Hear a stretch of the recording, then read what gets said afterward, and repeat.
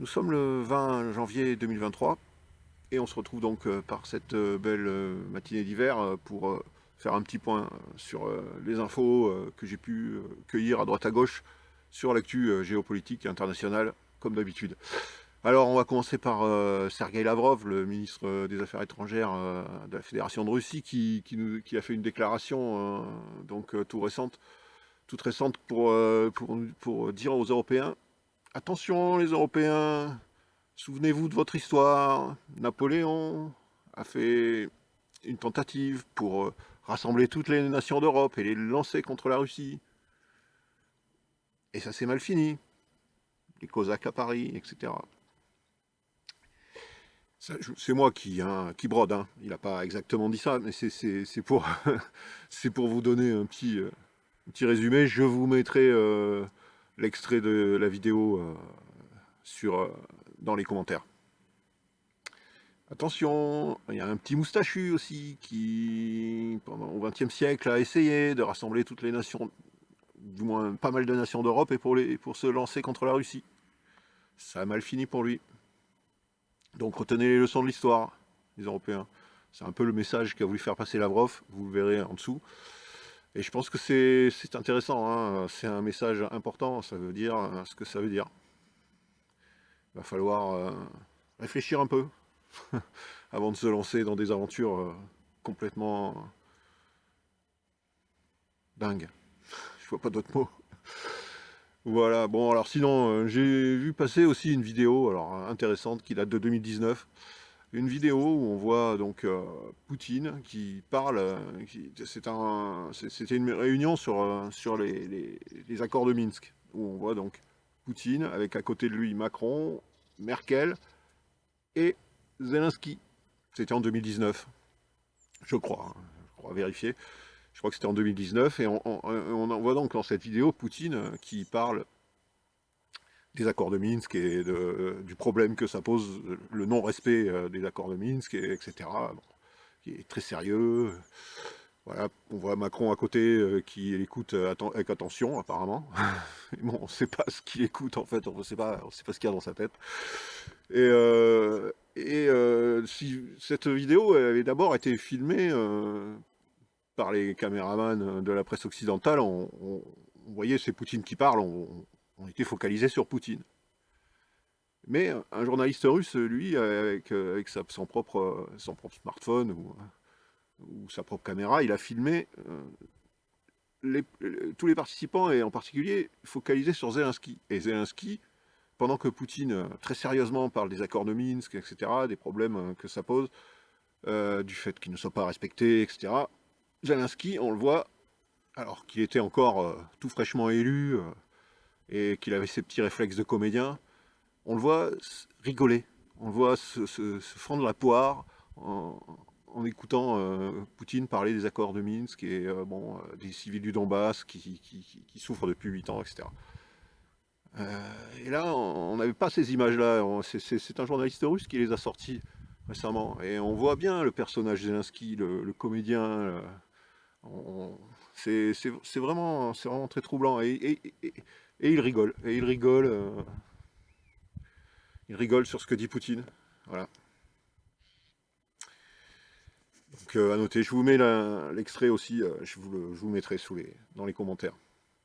Alors sur le terrain, actuellement, on peut voir que la localité de Seversk, qui est au nord hein, donc de l'oblast, enfin de l'oblast, de la République de Donetsk, c'est une ville pas très grande, mais qui est quand même importante dans cette zone, tout nord, au nord de Bakhmut, etc. Qui est en passe d'être encerclé. Et on sait que, et on entend que Zalouzny, le chef de l'armée ukrainienne, le chef d'état-major, demande l'évacuation de Seversk en urgence parce qu'il a peur qu'il se constitue un chaudron et c'est ce qui risque d'arriver. Alors Seversk, ça va être beaucoup plus facile pour les Russes à prendre que Bakhmut. Bakhmut, c'est très compliqué. Bakhmut, c'est une ville importante. C'est très défendu. Zelensky continue, malgré les réticences de son état-major, continue de vouloir envoyer toujours plus de troupes pour défendre Bakhmut. Pour lui, c'est apparemment capital. Bon. Mais Seversk, donc Zalouzny demande l'évacuation de Seversk. Parce qu'ils voient bien que les Ukrainiens ne pourront pas défendre Seversk. À suivre. Alors sinon, sur le front occidental, on a le World Economic Forum à Davos avec Maître Klaus Schwab qui en grand maître de cérémonie. Alors bon, bah, cette année, c'est entièrement focalisé autour de des armes pour l'Ukraine, des armes pour l'Ukraine, des armes pour l'Ukraine, des armes, de l'argent, etc. Bon, voilà. Et les armes vont tout résoudre. Hein. C'est magique. Dans l'esprit de ces gens-là, c'est magique. Il suffit. Les Ukrainiens subissent. Les Ukrainiens. Enfin, le proxy de l'OTAN ukrainien subit une défaite à Soledar. Il recule dans plusieurs endroits. Ah, c'est pas grave. Envoyez plus d'armes, envoyons plus d'armes, envoyons plus d'armes, toujours plus d'armes, plus modernes, plus puissantes, etc. Alors on sait que, alors les Américains, euh, donc dans cette optique-là, commencent à discuter de l'envoi d'armes à longue portée pour toucher la Crimée.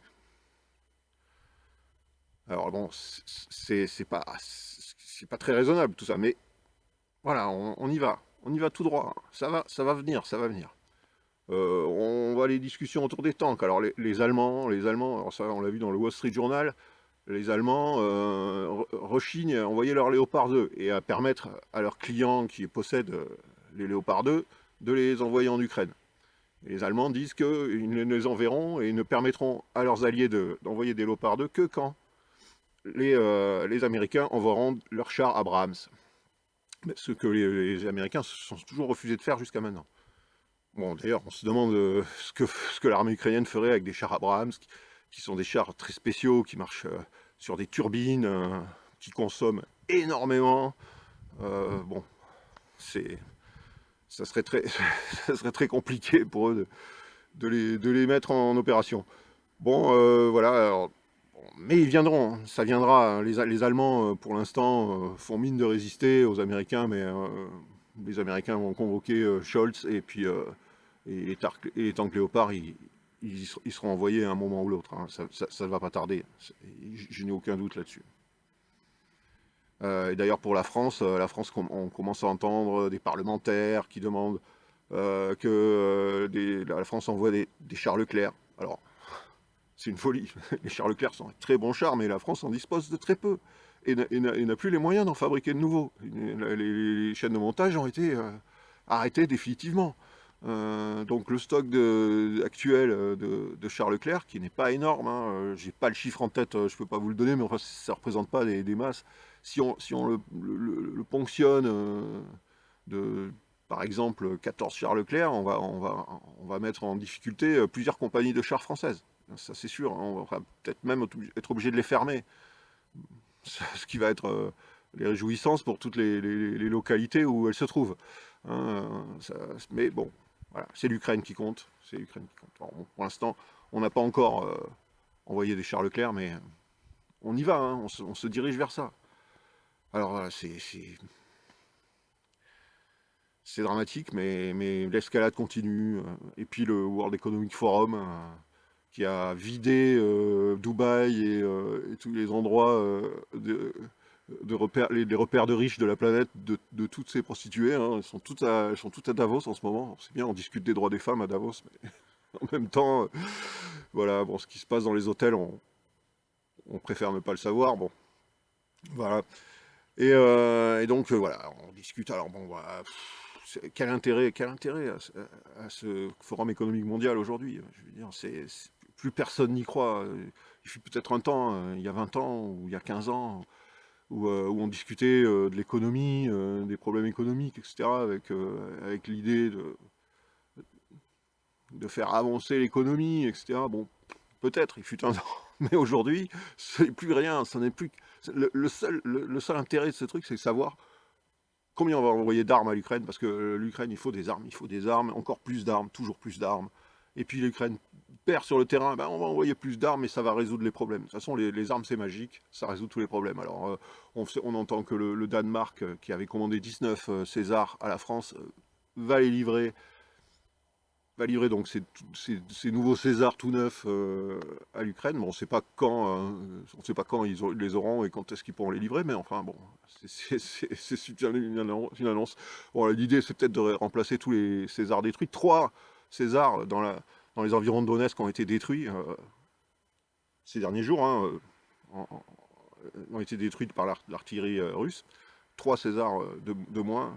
Donc on en avait envoyé 18, on sait que déjà la moitié, plus ou moins, avait été détruite. Là, en 3 de plus, il n'aura pas en resté beaucoup, hein. Donc, bon, bah, peut-être que ça sera des Césars danois qui viendront les remplacer. D'ailleurs, bon, on se demande ce que faisaient ces canons César tout près de Donetsk, à part tirer sur la ville de Donetsk et sur les populations civiles de la ville de Donetsk. Tout ça pour essayer de mettre Poutine en difficulté, en montrant que Poutine n'est pas capable de défendre le Donbass et n'est même pas capable de défendre la capitale du Donbass, Donetsk. Donc voilà, essayer de le mettre en difficulté face aux plus bellicistes dans son opposition à Moscou.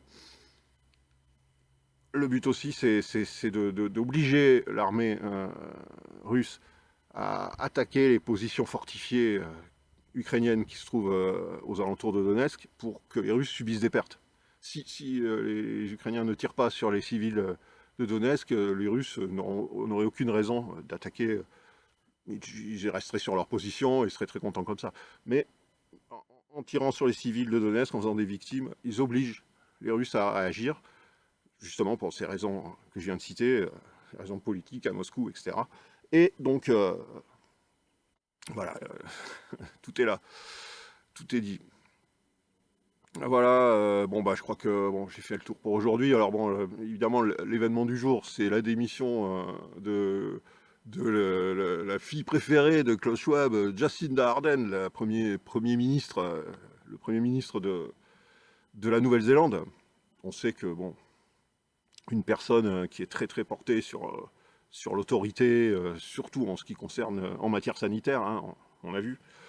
Donc elle est tellement impopulaire en Nouvelle-Zélande qu'elle n'a même pas osé, elle nous a fait un peu à la Hollande, hein, à la François Hollande, elle ne se représentera pas aux élections parce qu'elle sait qu'elle va les perdre lourdement, parce que son impopularité est telle qu'elle n'a aucune chance de gagner, donc elle a fait une annonce un peu au bord des larmes pour dire qu'elle se retirait, bon, je ne m'inquiète pas pour elle, elle trouvera une place dans les institutions mondialistes, Klaus Schwab lui trouvera une place, à n'en point douter. Voilà. Bon, eh bien écoutez, alors, on va en rester là. Je vous remercie pour votre soutien, je vous remercie pour vos likes. Si vous avez apprécié cette vidéo, n'hésitez pas à liker, comme on dit couramment. N'hésitez pas à partager sur cette vidéo, ça m'aide beaucoup aussi. Et puis si vous voulez me soutenir, vous pouvez dans les liens en description de la vidéo, vous pouvez via divers moyens me soutenir et m'aider à améliorer un peu la qualité de ce travail.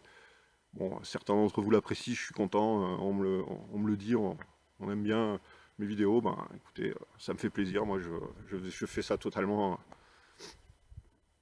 pour échanger avec vous, pour avoir un échange, et puis c'est bien, donc si vous avez envie de commenter, c'est pareil, ça aide bien pour la vidéo, et puis on se retrouve bientôt.